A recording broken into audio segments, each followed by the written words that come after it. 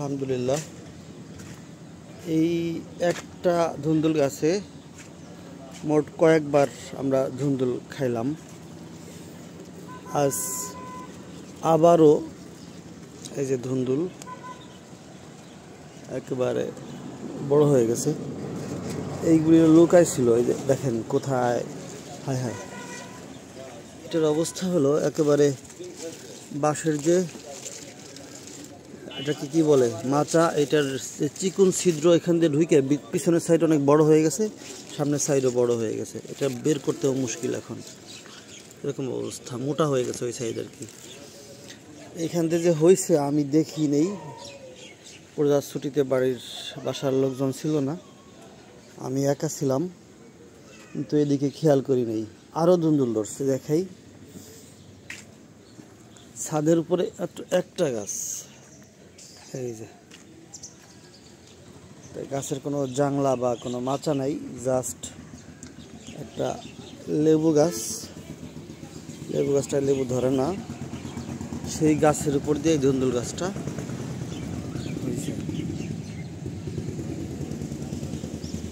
কত সুন্দর ফুল ফুটছে, আরো ধুন্দুল ধরবে হয়তো। আর এই সাইডের থেকে এই যে মাচার ভিতর দিয়ে ঢুকে গেছে একেবারে।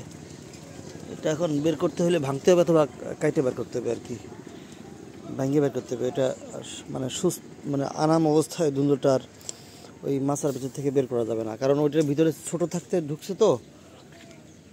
আমার কাছেই দাও, ওই ছুরিটা দাও, ওটা দিয়ে আমি ধুন্দুলগুলি কেটে ফেলাই।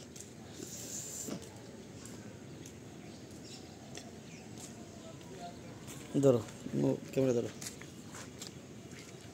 আলহামদুলিল্লাহ, এই হচ্ছে, এর আগেও আপনাদেরকে দেখাইছিলাম যে আমার এই গাছটাতেই ধুন্দুল ধরছে, এর আগেও দেখাইছিলাম। গাছটা হচ্ছে এইটুকু জায়গা, এই যে চারতলার ছাদের উপরে একটা ঝুড়ি, সেই ঝুড়ির মধ্যে লাগানো।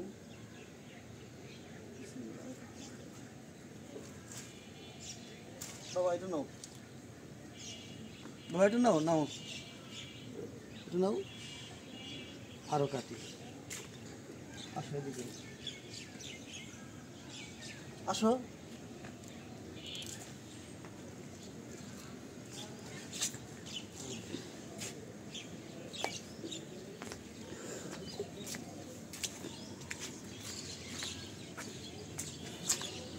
ফাঁকা জায়গা ছিল, ফাঁকা হয়ে গেছে, লতায় মনে হয় বাইরে গেছে, লতায় বাইরে গেছে, দেখা বাঁকা হয়ে গেছে।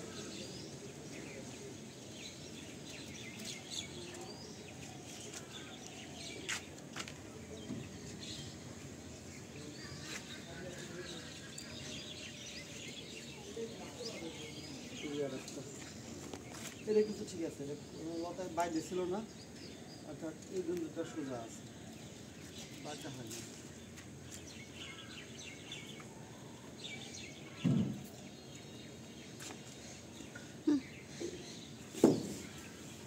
এটা নিয়ে হলো ঝামেলা, এটা বের করতে গেলে আমি ধান্দা ছাড়া কোনো উপায় নেই।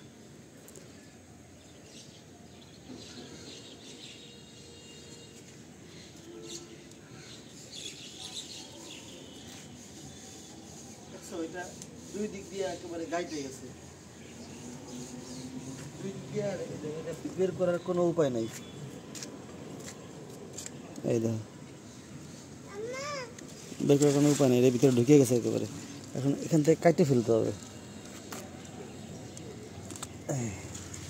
দুই খণ্ড করে বের করা লাগলো, কারণ এটা মাচার মধ্যে ছোট থাকতে ঢুকছে, আমরা দেখি নেই, এবং এখন বড় হয়ে গেছিল আর কি।